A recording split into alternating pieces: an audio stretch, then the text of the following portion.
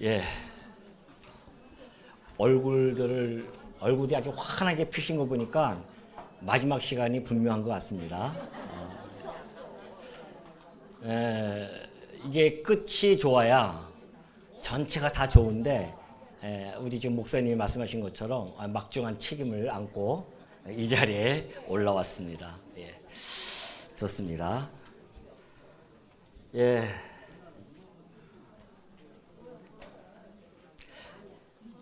예, 시작됐습니다. 시작됐습니다. 예, 여기 주목해 주시기 바랐고요. 예, 제가 담당한 그 시간은 빌립보서 3장과 4장의 내용입니다. 제목에 보셔서 알다시피 복음에 합당한 생활의 절정, 뭔가 좀 확 뭔가 끌어올리지 않습니까? 절정이 있습니다. 그리고 또 거기에 걸맞는 복음에 걸맞는 실천에 대한 이야기들을 제가 함께 여러분과 한 시간 동안 나눠보고자 합니다. 먼저 우리가 좀 살펴볼 내용은 간략하게 요약을 하면은 복음에 우리가 복음을 받은 자로서 그 생활의 절정을 맛보며 살아가는 우리 성도들인데, 그 중에 첫 번째가 기쁨의 삶입니다. 그리고 두 번째는 고상한 삶이고요. 세 번째는 부활적 삶입니다.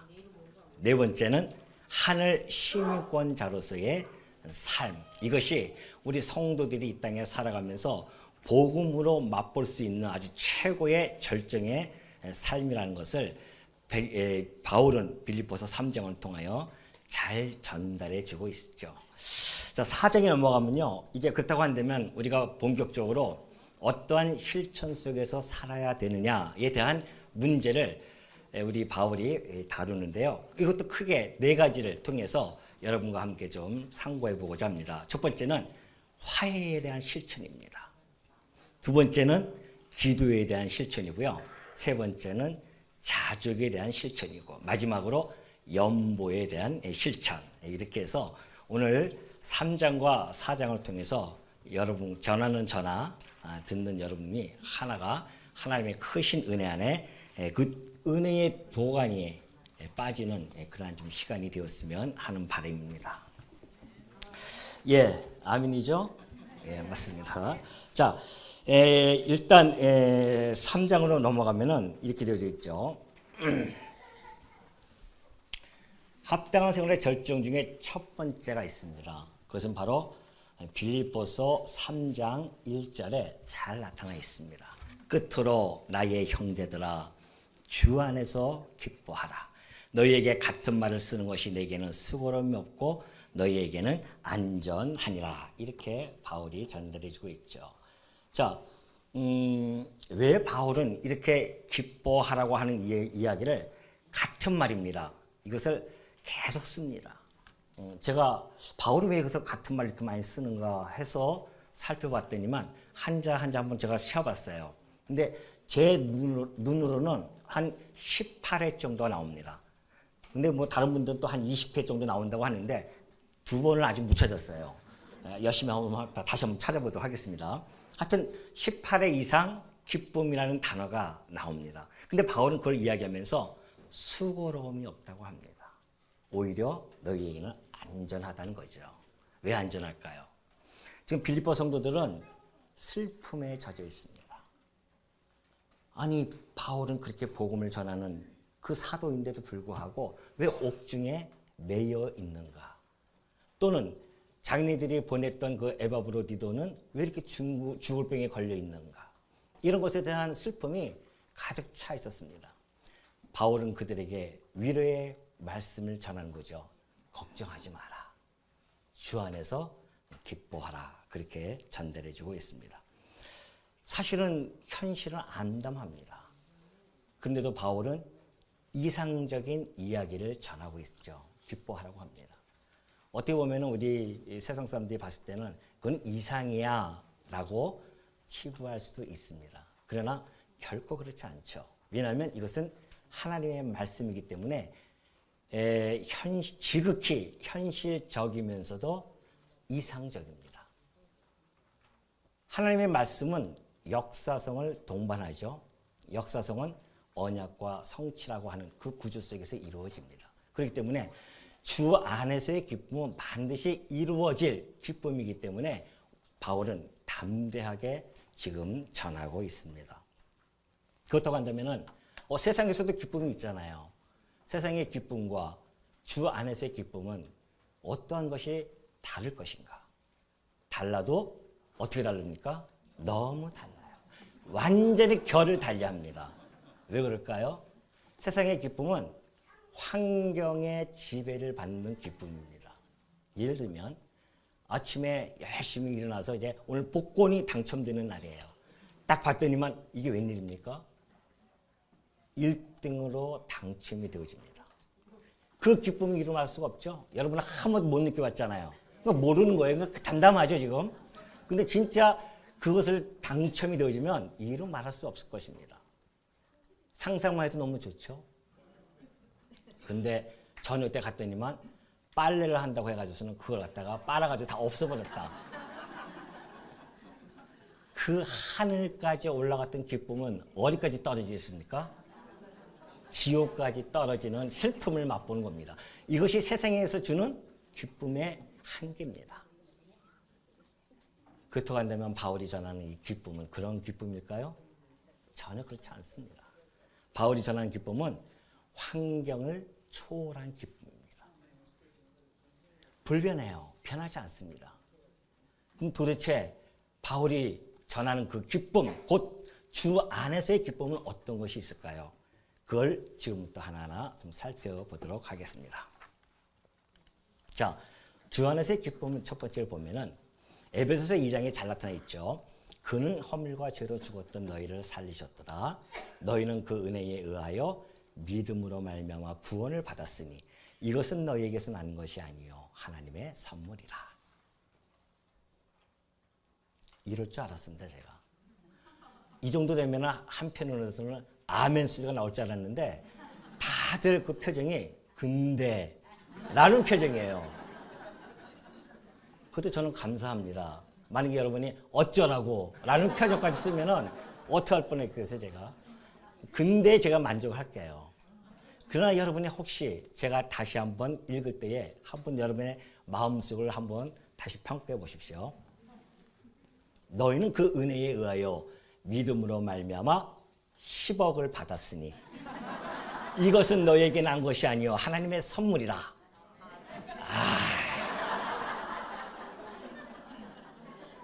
우리 말씀운동 산하에 있는 성도님들이 이렇게 세속적입니다. 10억이라는 아멘이 나오죠. 근데 제가 아까 구원을 얘기하니까 아주 시큰둥합니다. 10원도 아니고 구원이라니. 시큰둥해요. 자, 이렇게 한번 제가 좀 이렇게 자극시켜 놓고 다시 한번 읽어볼게요. 그는 허물과 죄로 죽었던 너희를 살리셨도다. 너희는 그 은혜에 의하여 믿음으로 말미암아 구원을 받았으니 이것은 너희에게서 난 것이 아니요 하나님의 선물이라. 아멘. 맞아요. 아까 이렇게 나왔어야죠. 한 번씩 자극을 줘야 됩니다. 여러분이 이 구원에 대한 기쁨, 이것이 그동안에 잊혀졌던 기쁨입니다. 뭘 이렇게 먹고 사는 게 바쁘다고요. 하나님께서 우리에게 주신 이 기쁨, 변하지 않는 이 기쁨을 주셨음에도 불구하고 그것이 내 삶과 연결되어질 때에 그렇게 피부적으로 와 닿지 않아요. 여러분 어디에서 구원을 받았을까요? 우리가 어디서 받았을까요? 집에서 받으셨어요? 아니에요. 자, 한번 읽어보십시오. 어디로부터라고요? 어디로부터라고요? 요즘 지옥 얘기하면은 아주 지옥을 희화화시킵니다. 드라마에서나 나오는 하나의 소품의 도구 정도로 생각하죠. 또 21세기에 무슨 지옥 하는 사람들이 태반입니다. 근데 전혀 그렇지 않습니다. 성경은 이렇게 분명히 우리에게 전달해주고 있죠. 요한계시록 20장 13절 보니까 그래요. 자, 13절부터 시작 한번 읽어봅시다. 시작.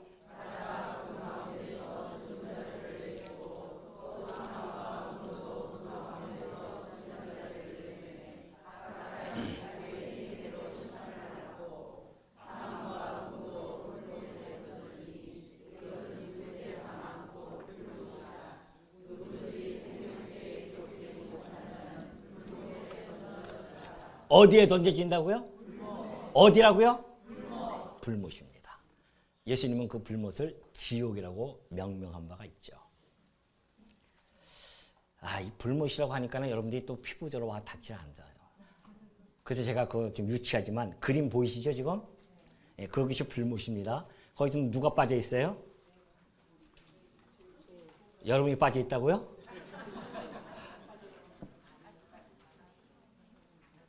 이 그림 속에 있는 이 사람들이 여러분이 아니기를 믿습니다. 여러분 이 불못이라고 하는 것은 잘 피부적으로 닿지 않으면 오늘 집에 가셔가지고 촛불 있죠? 집에다 촛불 한번 켜놓고서는 촛불 위에 딱 손가락을 올려보십시오. 여러분 여기 몇 초 정도 견딜 수 있을 것 같습니까? 아마 닿자마자 끊을 거예요. 아니 그까진 촛불 하나에도 그렇게 고통이 따르는데 한 1000년이라는 기간이 있으면 그것도 견딜만 합니다. 아니면 10,000년도 견딜만 하죠. 왜? 기한이 있으니까. 그런데 성경은 분명하게 말씀해 주고 있어요. 어떻게 해요? 언제도록? 세세토록. 세세토록이 뭡니까? 영원입니다. 아니 예수를 믿는 것이 무엇이길래 그 결국은 그 결말은 이렇게 엄청난 결말을 맞이하게 되냐 말이죠. 그러니 여러분 우리가 불못에서부터 지옥으로부터 구원함을 받았는데 기쁘지 않습니까? 그 어떤 것이 그 기쁨을 앗아갈 수가 있겠습니까? 그 정도 좀 모자른 것 같아요. 또 하나 한번 봅시다 그러면. 자, 두 번째 주 안에서의 기쁨이 있습니다. 그것은 바로 부활입니다. 보라 내가 너희에게 비밀을 말하노니. 이거 뭐예요? 이거 뭐 글씨가 이렇게 깨졌어요. 너희에게 비밀을 말하노니 왜? 우리가 다 잠잘 것이 아니요 마지막 나팔의 순식간에 호련이 다 변화되리니 나팔 소리가 나매 죽은 자들이 썩지 아니할 것으로 다시 살고 우리도 변화가 되리라. 이 썩을 것이 반드시 썩지 아니할 것을 입겠고 이 죽을 것이 죽지 아니함을 입으리라. 자, 불못에서 건져진 자들은 반드시 썩고 욕되고 아주 약한 이런 육의 몸에서 변화를 받습니다. 어떤 몸으로 변화받을까요? 썩지 않고 영광스럽고 강한 신령한 몸으로 변화를 받아요. 믿습니까? 부활의 기쁨을 맛본다 말입니다. 사람들이 죽음에 대한 공포심이 있죠. 그래서 죽으면 우리가 싸워서 이제 이 세상 다 끝나는 거구나. 그러한 마음속으로 살다 보면 회의주의에 빠집니다. 허무주의에 빠질 수밖에 없죠. 그런데 불못에서 건져준 것만도 감사할지언데 새로운 몸으로 부활을 합니다. 우리는 그 부활을 기다리면서 살아가고 있어요. 우리는 이미 부활의 몸을 다 마쳤습니까? 안 마쳤습니까? 지금 가봉 중이에요? 가봉 중이에요 지금. 가봉 맞네? 제가 어떻게 지금 나와가지고서는 양복할 때 뭐 가봉 한다고 하지 일본 말인가요? 뭔지 모르겠죠. 하여튼 우리가 지금 부활체를 우리는 확실히 보장받고 살아가는 우리 성도들입니다. 그걸 성경적으로는 최후 승리가 보장되어졌다. 그렇게 이야기를 해주고 있죠. 그 부활체를 소망하며 살아가는 그 기쁨이 이 땅의 그 어떠한 기쁨과 견질 수가 있겠냐 말이죠. 그럼 부활하면 뭡니까? 뭐 합니까? 부활한다면 뭐 할 거예요? 백수를 놓을까요? 아니에요.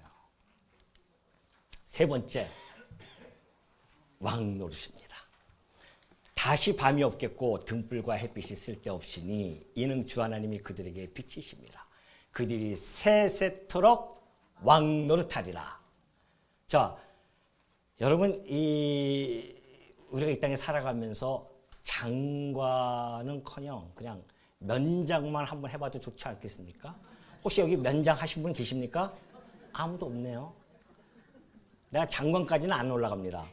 면장 없으시죠? 우리가 그러한 존재입니다. 이 땅에서는.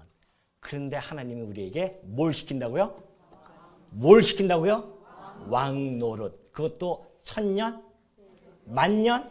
아니에요. 세세토록 우리는 그 등불과 햇빛에 쓸데없는 곧 빛이신 하나님의 그 비침을 받으면서 세세토록 왕노릇을 한다는 이 놀라운 사실.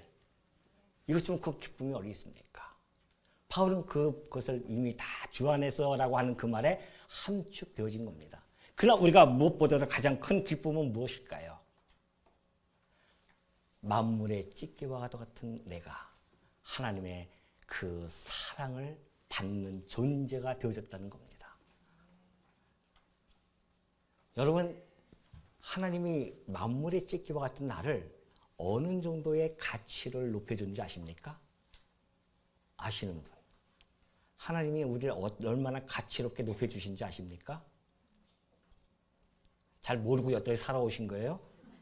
내 가치가 어떠한 것인지를 잘 모르고 지금까지 살아왔습니까? 그러니까 기쁨이 얼굴에 나타나지 않죠. 예? 하나님의 핏값으로까지 가치를 높여줬습니다. 하나님의 핏값, 그 보혈의 핏값으로 우리를 샀기 때문에 우리의 가치가 그만큼 높아진 겁니다. 아니, 만물의 찢긴데, 내가 무엇이 간데, 하나님이 나를 부르셔서 당신의 핏값으로 나를 사냐 말이죠. 날 그 최고의 가치로움으로 올려주셨냐 말이죠. 그리고 나와 함께 하신다는 그 약속, 임마누엘 하신다고 가는 그 약속, 그것이 나로 하여금 가장 큰 기쁨 아니겠습니까? 아니, 오늘 지금 몇 가지 다뤄봤지만 계속 할까요? 이거 하나만 가지고 오늘 밤새고 못 갑니다. 한번 안 가고 한번 해볼까요? 또 곤란한 대답 하시네요. 내가 여기까지만 준비했는데 또 하면 어떡합니까? 성경에서 찾아보시면 새 곳에 씁니다. 주 안에서의 기쁨. 그래서 바울은 주 안에서 기뻐하라. 우리가 이 땅에 살아가면서 여러분들이 혹 슬퍼할 일이 있다 할지라도요. 그 어떤 슬픔도 우리가 간직한 이 기쁨을 잠식할 수가 없습니다. 오히려 그 기쁨이 나의 삶의 어떤 환경도 다 삼켜버린다고 하는 것, 여러분 마음속에 꼭 간직하시기 바랍니다. 두 번째, 우리 복음에 합당한 생활의 절정의 두 번째가 있습니다. 우리는 고상한 삶을 살아가는 자들입니다. 물론 그 고상한 삶의 출처는 바로 예수 그리스도를 아는 지식으로부터 오는 겁니다. 빌립보서 3장 7절로 가면은 이렇게 되어 있죠. 그러나 무엇이든지 내게 유익하던 것을 내가 그리스도를 위하여 다 해로 여길 뿐더라 그래요. 바울이 가졌던 유익함이 무엇일까요? 바울은 자기의 혈통에 유익함이 있었습니다.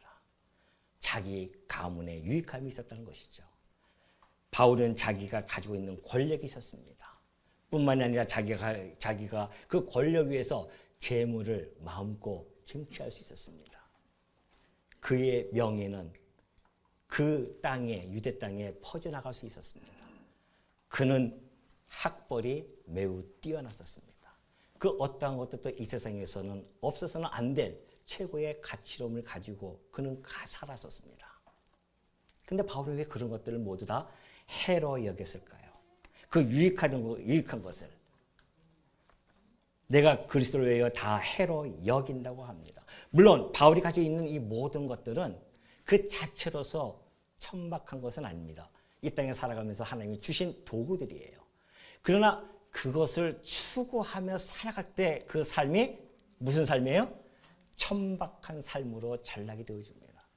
왜냐하면 그것을 하나하나 쟁취할 때마다 내 자신이 스스로가 신앙의 대상이 되어지기 때문에 그렇습니다. 솔로몬이 이 모든 걸 다 쟁취했습니다. 그리고 솔로몬은 뭐라고 이야기합니까? 야, 헛되고 헛되도다. 다 이 모든 것이 다 내게 유익한 것이 아니었구나 라는 것을 깨달습니다. 바울은 그 모든 것들을 해로 여깁니다. 그러면서 내 주 예수 그리스도 예수를 아는 지식이 가장 고상하다고 그렇게 얘기합니다. 바울은 그 전에 자기의 유익하다는 것들이 예수 그리스도를 만나고 나서는요 다 해로 여길 수밖에 없었다는 것이죠. 왜냐하면 그리스도의 지식이 너무너무 고상하기 때문에 그렇다는 것이죠.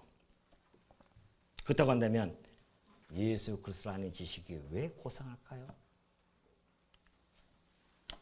예수 그리스도를 아는 지식이 왜 고상하냐면 영생에 관한 지식이기 때문에 그렇습니다. 예수 그리스도를 아는 지식은요, 철학적인 그런 철학과 같은 단순히 뭐 개념적이고 사변적인 그런 지식이 아닙니다. 실제적이고요, 효용이 있는 지식입니다. 요한복음 17장 3절 다 같이 한번 읽어봅시다. 시작.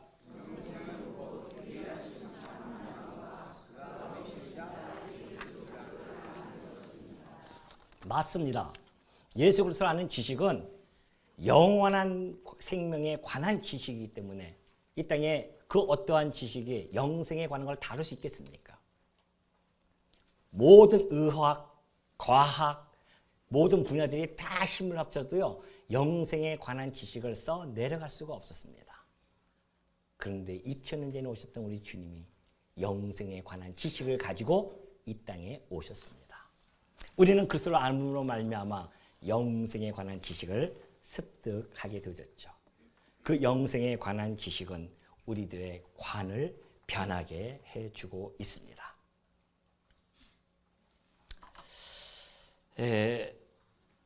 요한계시록 22장 13절 보니까 나는 알파와 오메가요, 처음과 마지막이요, 시작과 마침이라 그렇게 하시죠.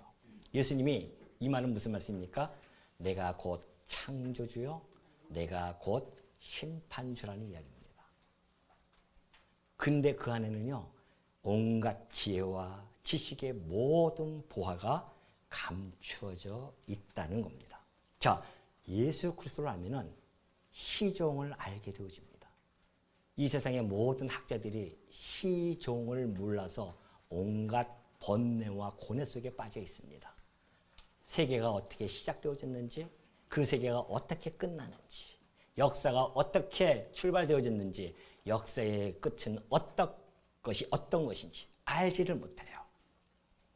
그런데 그리스도는 창조주이시며 심판주이시기 때문에 시종을 알 수 있습니다. 그래서 우리는 그 그리스도를 통하여 우리의 관이 변하기 시작합니다. 관이 뭡니까? 이 땅에 살아가면 저마다의 관점을 가지고 살아갑니다. 세계를 보는 관점, 역사를 보는 관점, 관점이 다 있죠. 자, 먼저 신에 대한 관점이 달라졌어요.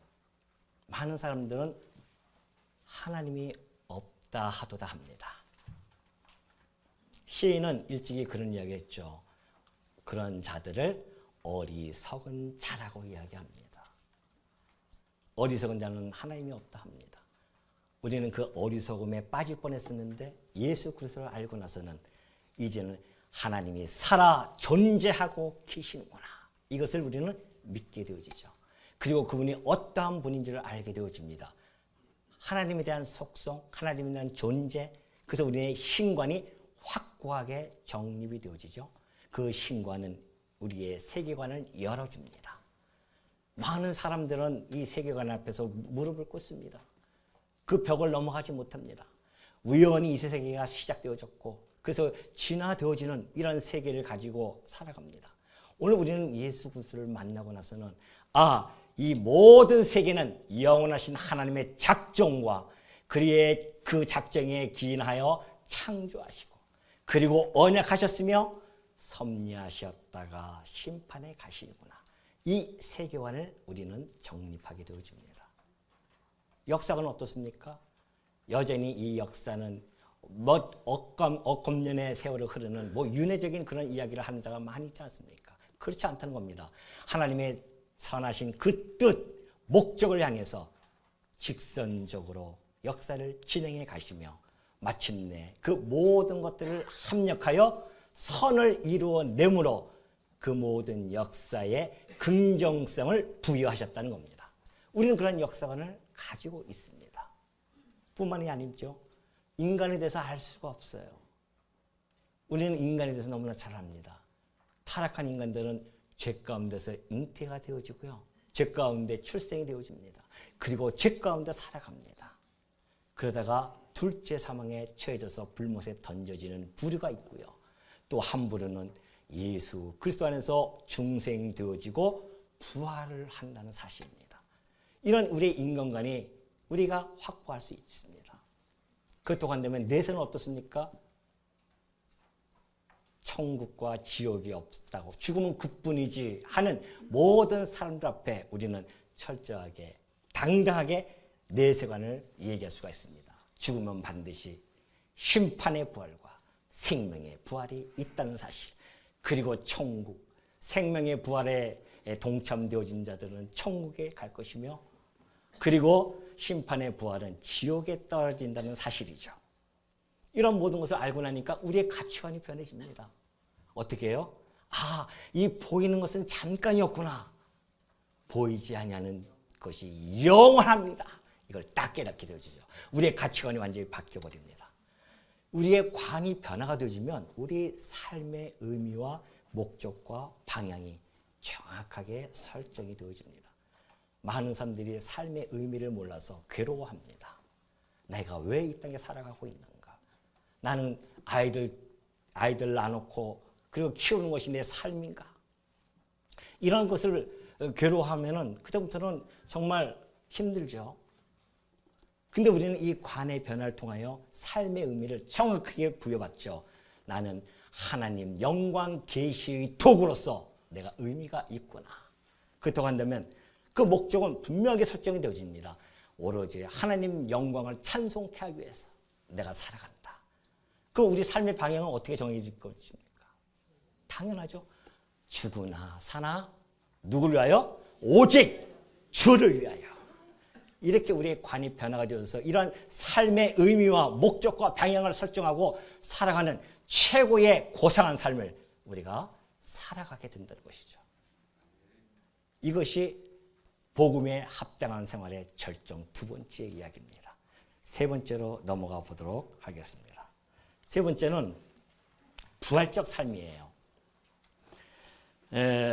바울이 빌립보서 3장 10절에서 이렇게 이야기합니다. 내가 그리스도와 그 부활의 권능과 그 고난에 참여함을 알고자 하여 그의 죽으심을 본받아 어떻게 해서든지 죽은 자 가운데서 부활에 이르려 하노니 내가 이미 얻었담도 아니요 온전히 이루었담도 아니라 오직 내가 그리스도 예수께 잡힌 바 된 그것을 잡으려고 달려가노라. 형제들아 나는 아직 내가 잡은 줄로 여기지 아니하고 오직 한 일 즉 뒤에 있는 것을 잊어버리고 앞에 있는 것을 잡으려고 푯대를 향하여 그리스도 예수 안에서 하나님이 위에서 부르신 부름의 상을 위하여 달려가노라. 부활적 삶이라고 하는 것은 부활의 삶과 다릅니다. 부활의 삶은 이라면 우리가 부활한 다음에 삶이고요. 부활적 삶은 현재에서의 부활의 삶입니다. 바울은 그 신앙의 경주의 자세를 너무나 잘 표현해주고 있습니다. 라고 이야기를 하죠.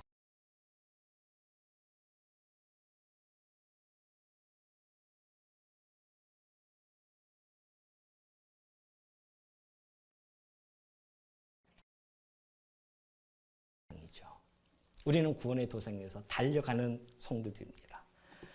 그리고 부활적 삶이라고 하는 것은 그 달려가면서 현재에 우리는 그 부활적 삶을 살아가고 있는 또 살아내는 그러한 삶을 살아가는 존재들이라는 것입니다. 자, 부활적 삶 첫 번째 한번 볼까요?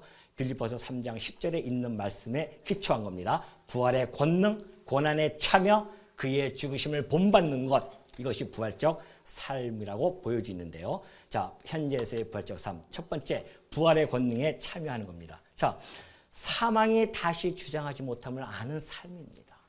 부활의 권능이라고 하는 것은 사망의 권세를 이기신 겁니다. 사망의 권세를 이긴 자가 이 땅에 아무도 없었습니다. 그런데 놀랍게도 2000년 전에 오셨던 우리의 주인이신 그리스도는 그 사망의 권세를 깨뜨리고 부활하셨습니다. 우리는 그와 연합되어진 자로서 부활의 그 권능에 어떻게 해요? 참여하는 자들입니다. 사망이 우리를 주장하지 못해. 인간들이 제일 두려워하는 건 뭡니까? 예? 뭐예요? 죽음입니다. 죽음에 대한 뭐가 있어요? 우리는 트라우마가 있어요.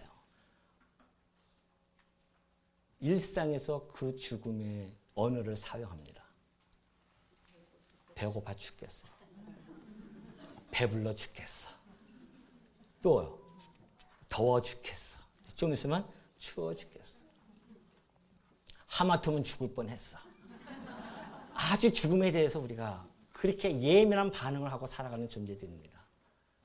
그런데 부활하신 그리스도를 우리가 맞이하게 되어지면요, 사망이 나를 다시 추가하지 못하는구나.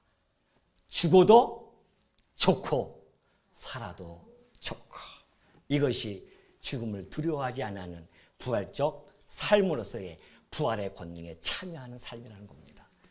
베드로가 그랬습니다. 예수님을 3번 부인했던 베드로는 부활하신 그리스도를 만났습니다. 그리고 베드로가 뭐라고 얘기합니까? 산헤드린 공회에서 나와서 너 예수 이름 전하면 죽일 거야. 죽여라. 죽이라는 거죠. 내가 하나님 말씀을 듣는 것이 낫냐, 너희 말을 듣는 것이 낫냐. 육신을 멸하는 자를 두려워하랴, 육신과 영혼을 멸하는 하나님을 두려워하냐가. 이러면서 베드로는 생명을 걸잖아요. 오전에 우리 조 목사님 보여주셨던 그림 봤죠? 12제자들 다 죽음을 두려워하지 않고 부활의 권능에 참여했습니다. 사망이 다시는 우리를 주장하지 못한 줄 알고 그들은 복음을 위하여 생명을 던진 자들입니다. 오늘 여러분도 마찬가지입니다. 그것이 비단 사도들에게만 국한되어진 이야기겠습니까? 우리에게도 동일합니다. 죽음을 두려워하지 않는 삶, 언제 죽어도 우리는 걱정하지 않는 삶, 이것이 성도 생활의 절정 아니겠습니까? 두 번째, 고난에 참여하는 겁니다. 영광을 받기 위하여 고난도 함께 받는 것. 고난을 두려워하지 아니하는 삶입니다. 부활적 삶이라고 하는 것은 고난은 당연하다고 느끼는 겁니다. 고난을 두려워하지 않습니다. 내가 영광을 받을 터인데 고난도 함께 받는 것 당연하지 않겠느냐? 이 마음가짐을 갖고 살아가는 자들이 부활적 삶을 살아내는 자들입니다. 그것이 바로 누구라고요? 누구라고요? 목소리가 뭐 졸리신가 봐요. 성도입니다. 세 번째, 죽으심에 본받는 삶입니다. 누구에 대한 누구를 본받아요? 그리스도의 죽으심에 본받는 삶이죠.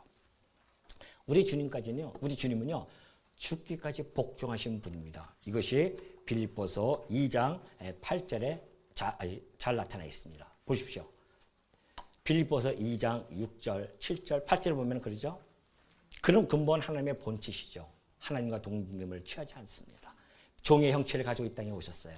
그리고 사람의 모양으로 나타나서 자기를 낮추시고 죽기까지 복종하십니다. 어떻게 했다고요?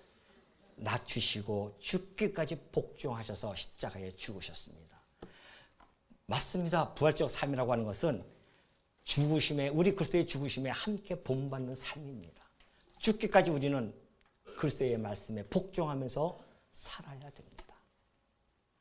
두 번째는 주님의 죽으심에는 이타적이며 희생적인 곧 사랑이 바탕이 깔려 있습니다. 에베소서 5장 2절 한번 볼까요? 자, 에베소서 5장 2절 한번 다 같이 읽어주시기 바랍니다. 시작.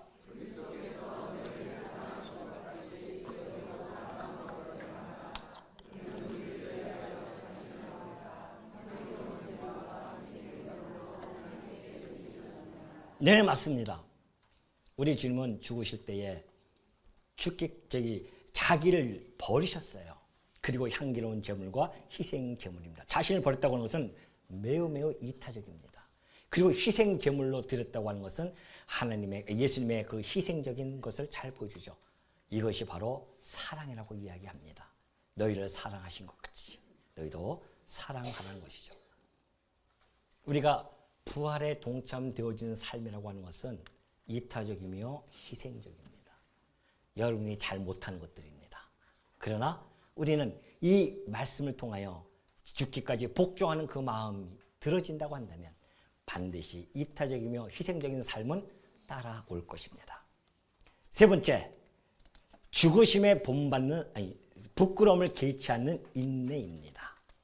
자, 히브리서 12장 1절 보면 그래요. 이러므로 우리에게 구름같이 둘러싼 허다한 증인들이 있으니 모든 무거운 것과 얽매기 쉬운 죄를 벗어버리고 인내로서 우리 앞에 당한 경주를 하며 믿음의 주여 또 온전하게 하시는 이인 예수를 바라보자.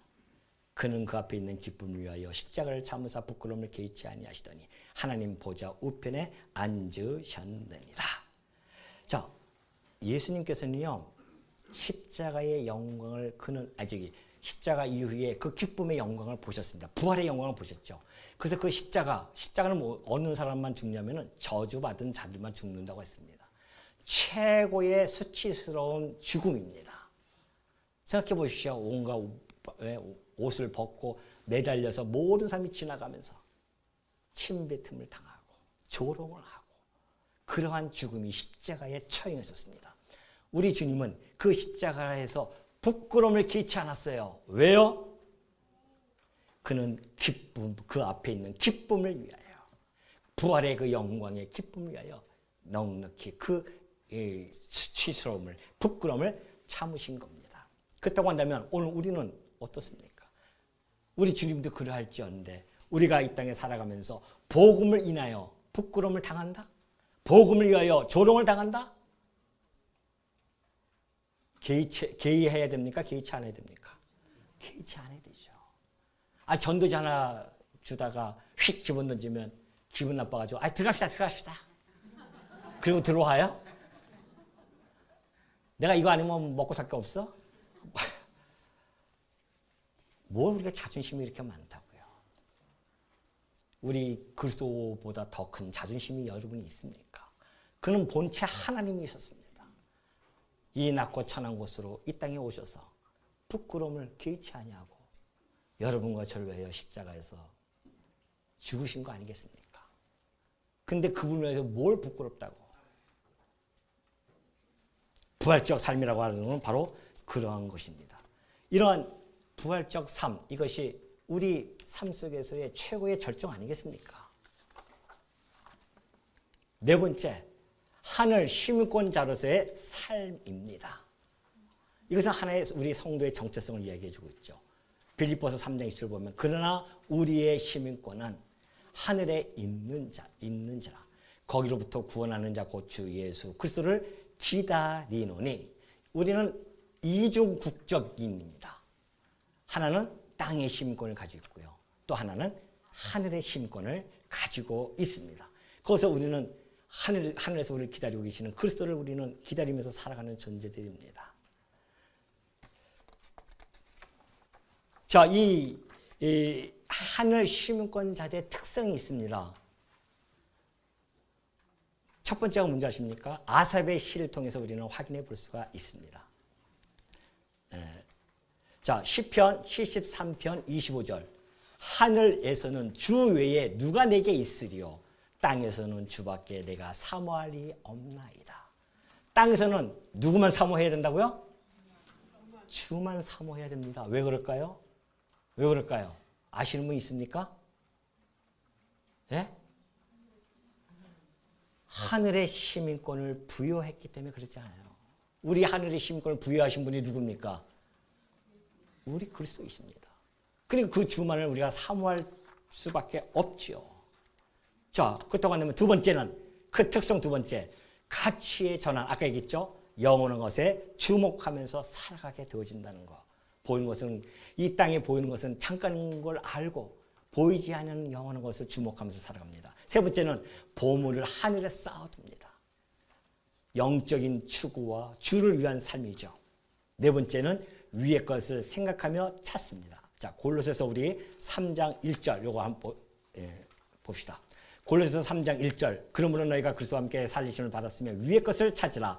너희는 그리스도께서 하나님 우편에 앉아 계시느니라. 위의 것을 생각하고 땅의 것을 생각하지 말라. 자, 위의 것, 하늘의 시민권을 가진 자들은 위의 것을 찾으면서 살아가는 자들이에요.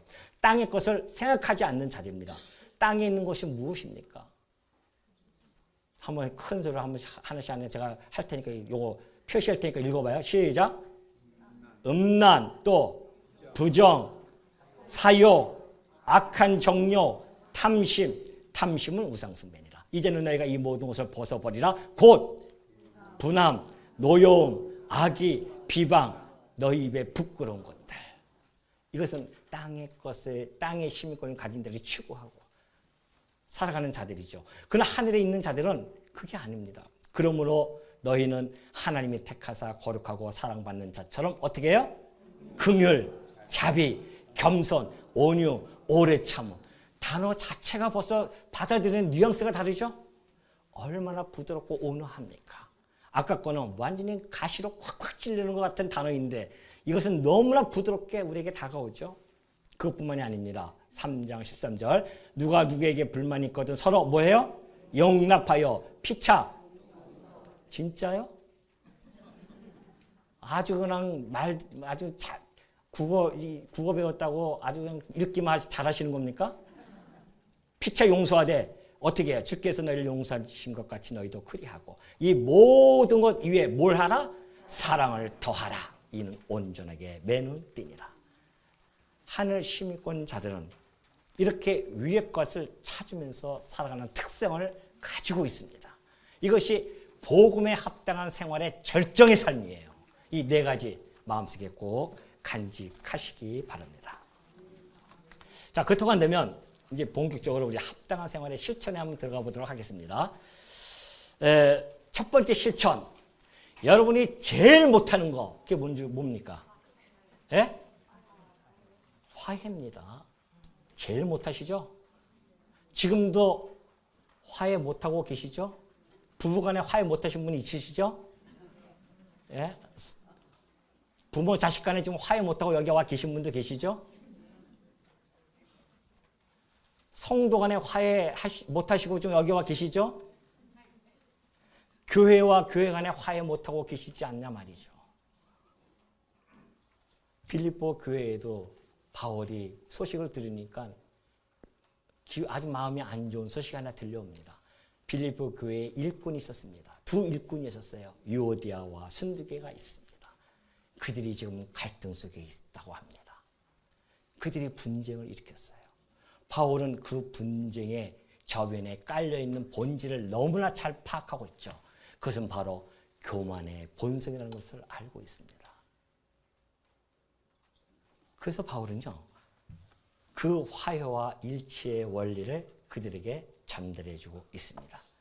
내가 두 집사, 아마 집사일 거예요. 두 집사 유오디아와 순두개 내가 권하노니 주 안에서 같은 마음을 품으라고 합니다. 교회에서 기쁨과 이 평강이 종종 깨지는 원인 중에 하나가 바로 갈등과 분쟁입니다. 우리는 그 앞에 이 분쟁 앞에서 너무나 많은 갈등을 느끼고 있었습니다. 각 교회마다 온갖 갈등, 온갖 분쟁, 강남노에서 그러지 아니한 교회가 하나도 있다 없다? 없어요. 저마다의 각자의 합리적인 생각이라고 그렇게를 이야기하고 있습니다. 그렇지 않습니다. 그 저변에는 교만이 깔려져 있었습니다. 바울은 너무나 잘 그것을 간파했기 때문에 너희를 주 안에서 같은 마음을 품어라. 어떤 마음입니까? 주의 마음이 어떤 마음일까요? 빌립보서 3장 한번 읽어봅시다. 시작.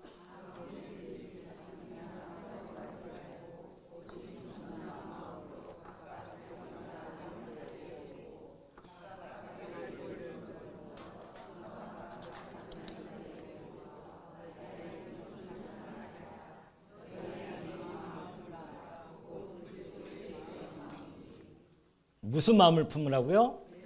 그리스도의 마음. 그리스도의 마음은 무슨 마음이라고요? 예?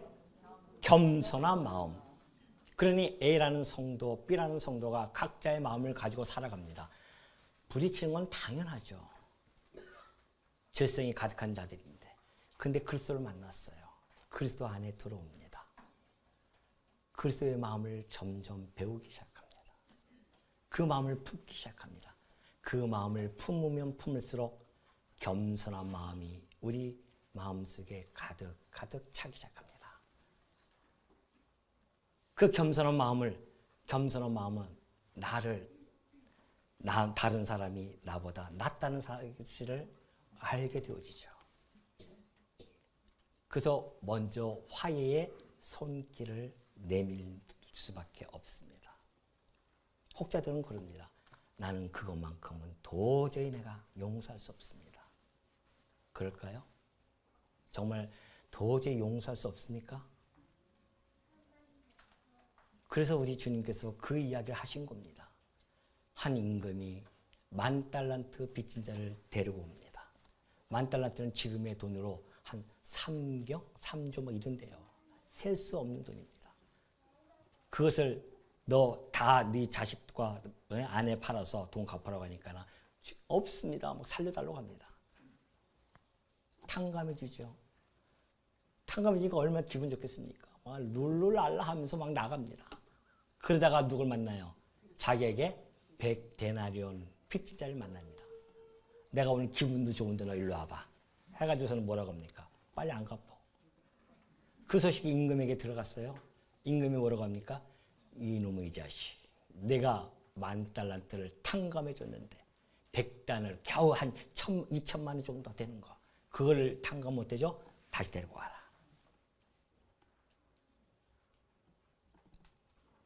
긍휼이 없는 자는요, 긍휼이 없는 심판을 당한다고 야고보 사도는 이야기하고 있습니다. 뭘 그렇게 용서 못할 게 있습니까? 자기는 죄와 사망의 법에서 건져냄을 받았는데 별것도 아닌 거 가지고 감정의 싸움 때문에 지금까지도 화해 못하고 있는 우리 강남루의 모든 성도들이 얼마나 많은지 모릅니다. 그 오늘 이 시간 가시면서 그리스도의 마음을 깊이 품으시길 바랍니다. 그리고 먼저 화해의 손길을 내밀어 주시기 바랍니다. 그것이 복음에 합당한 생활의 실천 중에 첫 번째입니다. 복음은 간직했다고 아주 그냥 뭐 복음만 간직하면 뭐냐고요. 실천이 없는데.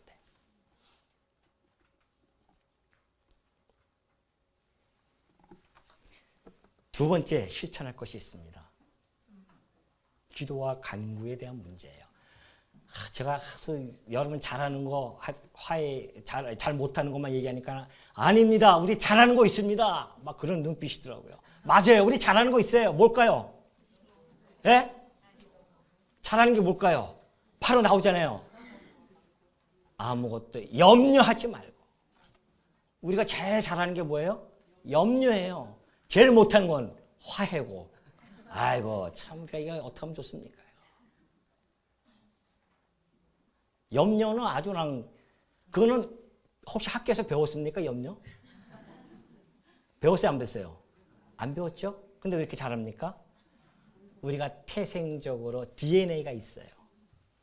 염려에 대한. 그래서 늘 우리는 염려하면서 살아갈 수밖에 없습니다. 먹고 사는 거에 대한 염려, 우리에 대한 내 건강에 대한 염려, 가족에 대한 염려, 내 미래의 불투명 때문에 오는 그 염려, 뭐 얼마나 많습니까? 그러나 그 염려라고 하는 그 마음속에는 사실은 하나님에 대한 신뢰의 결핍입니다. 하나님을 신뢰하지 못하고 있다는 것이죠. 그래서 이 염려는 우리의 평안을 잠식하는 암세포와 같은 존재예요. 그러면은 처방을 해야 될 거 아닙니까? 그 염려의 해독자가 뭡니까? 맘풍나조라고 혹시 들어보셨습니까? 예? 옛날 사람들은 묻네. 맘풍나조. 그 주사를 딱 넣으면 마음이 푹 나준다는 거 아니겠습니까? 염려, 근심, 걱정, 특효약, 맘풍나조라고 하는 광고가 옛날에 있었는데 저희 세대가 아니라 잘 모르시나 봐요. 근데 진짜 성경에는 있습니다. 그게 뭐예요? 그게 뭐예요? 기도와 간구입니다. 기도라고 하는 것은 우리의 마음이 하나님께 향하는 것입니다. 오로지 하나님께 향하는 마음. 그리고 간구라고 하는 것은 우리가 필요한 것을 채워달라고 간구하는 거 아니겠습니까? 그걸 구하되 무슨 마음으로? 감사함으로 하나님께 아뢰라. 아뢰라고 하는 것은 하나님을 신뢰하는 겁니다. 그렇다고 한다면 그리하면 모든 지각에 뛰어난 하나님의 평강이 그리스도 예수 안에서 너희 마음과 생각을 지키시리라 그러잖아요. 자, 베드로도 바울과 같은 선생에서 잘 설명해 주고 있죠. 너 염려 좌측께 맡기라. 이는 그가 너희를 돌보심이라. 아니, 하나님께서는요, 저 공중에 나는 새를 돌보시는데 그 새가 심지도 않고 거두지도 않아요. 새는 뭐만 합니까? 뭐만 해요? 쪼기만 하면 돼요. 하나님의 돌보심입니다. 들의 꽃 백합화는 솔로몬의 입은 옷 영화보다도 더 아름답다고 했습니다. 아니, 들의 핀 백합화 그리고 새들조차도 하나님의 돌보시는데 항차 우리는 뭐예요? 아까 얘기했듯이 하나님의 피값으로 산 하나님의 아들들인데 어떻게 하나님이 우리를 돌보지 아니할 수가 있겠냐 말이죠. 하나님의 돌보심을 여러분 믿습니까? 아멘 하면 뭐하냐고요. 저기 지금 좀 있으면 이제 끝나고 나갈 때에 저기 전라도 호남 쪽으로 가시는 분들은 아이고 웃자실까에 저 경남 쪽으로 가시는 분들은 아이고 웃잖아 막. 나가면서부터 염려. 우리 아버지께서 보시고 아이고 학시 딱 웃으시는 분만 알지 않으시면 모르잖아요. 요즘 유행 아닙니까 학시? 아니 우리 아버지께서 설마 그렇게 하시겠습니까? 우리 아버지께서는 사랑하는 아들아 내가 너를 지명하여 불러 내가 세웠나니 너는 내 것이라. 너는 마음을 강하게 하고 담대히 하라. 두려워하지 말라. 놀라지 마라. 내가 너와 평생에 함께 할 것이며 내가 너를 평생에 돌보아 주리라. 믿습니까? 염려하지 마십시오. 기도하시면 됩니다. 기도할 게 있는데요, 우리가. 세 번째가 있습니다. 자족사상입니다. 우리가 복음을 받은 자들은 자족의 실천이 이루어져야 합니다. 바울은 환경을 초월한 신앙을 가지고 있었죠. 빌립보서 4장 11절에 얘기했듯이 내가 궁핍함으로 말하는 것이 아니니라. 어떤 형편이든지 나는 자족하기를 배우노라. 나는 비천에 처할 줄도 알고 나는 풍부에 처할 줄도 알아. 모든 일, 곧 모든 배부름, 배고픔, 풍부와 궁핍에도 처할 줄 아는 일체의 비결을 배웠노라. 내게 능력 주시는 자 안에서 내가 모든 것을 할 수 있느니라. 여러분 이 바울은요. 지금 이 자족하기를 배웠다고 합니다. 자족이 뭐 그렇게 하루아침에 뚝딱 이렇게 세워지는 것이 아닙니다. 예수 그리스도를 만나고 나서부터 이 빌립보서를 기록하는 기간이 30년이 흐릅니다. 30년 동안. 그는 온갖 비천에 처했었고요. 풍부에 처할 줄도 알았었고요. 배부르고 배고픔과 궁핍에 다 30년의 세월이 녹아져 있었습니다. 그는 그 이후에 그 30년 시간 동안에 일체의 비결을 배우기 시작합니다. 그 일체의 비결, 그 배움의 원천은 우리 주 예수 그리스도였습니다. 우리 그리스도는 하늘의 영광을 버리시고요. 비천의 이 비하의 신분으로 이 땅에 오셨습니다. 그럼에도 우리 주님은 자족의 생활을 하셨죠. 그리고 승귀의 신분이 되었을 때도 마찬가지로 우리 주님은 자족을 그들 제자들에게 사도에게 보여주셨습니다. 그걸 너무나 잘 배웠어요. 그래서 내게 능력 주시는 자 안에서 내가 모든 것을 할 수 있다라고 그렇게 이야기하죠. 내게 능력 주시는 자는 누구십니까? 우리 주님이시죠. 우리 주님은 나와 어떤 관계입니까? 생명적 관계에 있는 분이십니다. 그분은 머리시고 우리는 그의 몸이기 때문에 이런 생명적 관계를 가지고 있죠. 그렇기 때문에 그리스도로부터 배운 그 자족, 이것은 우리가 그 어떠한 힘든 상황이 있다 할지라도 이길 수 있는 힘을 공급해 주신다는 것이죠. 여러분, 나는 좀 부족해. 아니 그런 거 말고 부족한 만족, 불만족. 난 불만족스러워. 그렇게 살아가신 분이 아마 없을 겁니다. 있습니까? 우리는 누구나 만족하면서 살아갑니다. 세상에서의 이 만족은 없어요. 왜냐하면 그 만족이라는 항아리 밑에가 구멍이 뚫려져 있습니다. 그러니 불면 불수록 아무 소용 없다니까요. 10억을 가져보십시오. 그 다음에 20억이에요. 저는 안 가져봐서 지금 잘 감각이 오지는 않지만은 막 20억, 30억 막 더 갖고 싶은 마음. 그것이 이 세상에 그것은 불만족스럽고 살아갈 수밖에 없습니다. 만족의 삶이 아니에요.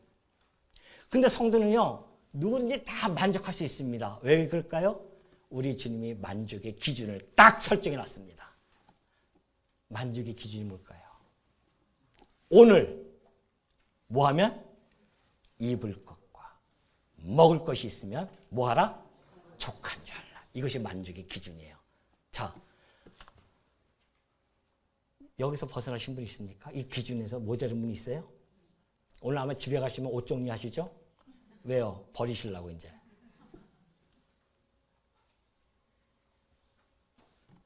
아니 오늘 뭐 배고파서 지금 힘듭니까? 일부러 안 먹죠? 살 빼야 되니까. 먹을 것과 입을 것. 내일도 아닙니다. 오늘이에요. 오늘 그것이 있으면 족한 줄 알라고 하는 것이 우리 주님이 주신 우리들에게 주신 만족의 기준입니다. 우리는 그 만족의 그 범위 안에 다 있는 자들이기 때문에 늘 우리는 만족하며 살아갈 수가 있어요. 이것이 바로 자족입니다. 마지막 연보입니다. 연보만 하면 얼굴 돌리신 분들이 있는데 그럴 필요 없어요. 연보가 얼마나 중요한 우리의 신앙의 열매입니까? 연보에 대한 정의를 바울은 고린도후서에서 잘 보여주고 있죠. 먼저 자신을 죽게 드리고 하나님 뜻을 쫓아 은혜와 성도 섬기는 일에 참여하는 것이 곧 연보입니다. 바울은 그 빌립보 성도들에게 이렇게 얘기합니다. 빌립보 사람들아, 너희도 알거니와 복음의 시초에 내가 마게도냐를 떠날 때에 주고받는 내 일에 참여한 교회가 너희 외에 아무도 없었느니라. 데살로니께 있을 때에도 너희가 한 번뿐 아니라 2번이나 나 있을 것을 보내었도다. 내가 선물을 구함이 아니오 오직 너희에게 유익하도록 풍성한 열매를 구함이라. 너희에게 유익하도록 해줍니다. 신앙에 유익을 주죠. 왜? 그 연보를 통해서 하나님의 선한 일을 쓰이는 그 일에 동참이 되어질 때에 여러분이 얼마나 기쁘고 즐겁고 행복합니까? 오늘도 여러분들의 연보하셔서 이 모든 행사를 다 치러 나가지 않습니까? 여러분 마음속에 얼마나 즐거움이 있습니까? 행복감이 있습니까? 우리에게 신앙적 유익을 줍니다. 바울은 그런 풍성한 열매를 구하고 있죠. 그러면서 내가 모든 것이 있고 또 풍부한 자. 연보 얘기하니까 또 바울이 또 뭐 달라는 얘기인가? 그거 아니다. 자족하시는 분인데 그걸 하겠습니까? 모든 것이 있고 또 풍부한데 에바브로 디도편에 너희가 준 것을 받으므로 내가 풍족하니 이는 받으실 만한 향기로운 제물이요. 연보의 성격을 정확하게 규명해 주죠. 연보라고 하는 것은 향기로운 제물입니다. 이것은 하나님을 기쁘시게 하는 거예요. 우리는 복음을 받은 자로서 거룩한 산 제물로서의 삶을 살아갑니다. 곧 영적 예배죠. 그 영적 예배의 한 일부분이 바로 연보의 생활입니다. 여러분 연보하면은 내 생활이 모자랄 것 같으죠? 천만의 말씀입니다.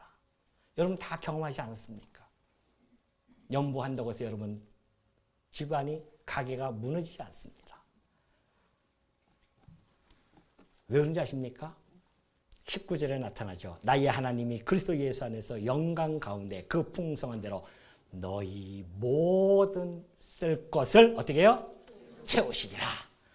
우리의 욕심을 채우시는 분이 아니라 우리의 필요를 채워주시는 하나님께서 우리가 연보한 만큼 모자른다고 한다면 하나님께서 채워주신다는 거 아니겠어요?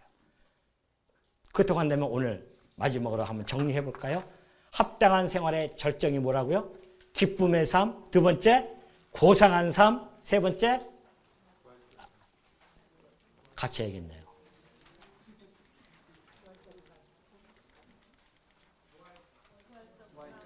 예, 좀만 기다리세요. 나 이거 다시 돌리고요. 거기 나와 있나요?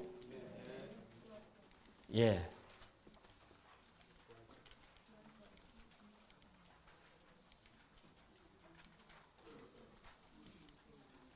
나오죠? 자, 합당한 세월의 절정. 첫 번째 뭐? 기쁨의 삶. 절대 놓치지 마시기 바랍니다. 두 번째, 고상한 삶. 어디로부터? 뭘 아는 것으로부터? 그리스도를 아는 지식으로부터 오는 고상한 삶. 세 번째, 부활적 삶. 네 번째, 부활적 삶을 하니까 죽은 다음이 아닙니다. 현재에서의 부활적 삶입니다. 자, 그렇다고 한다면 우리가 실천할 것들이 무엇이 있다고요? 뭐라고요? 화해.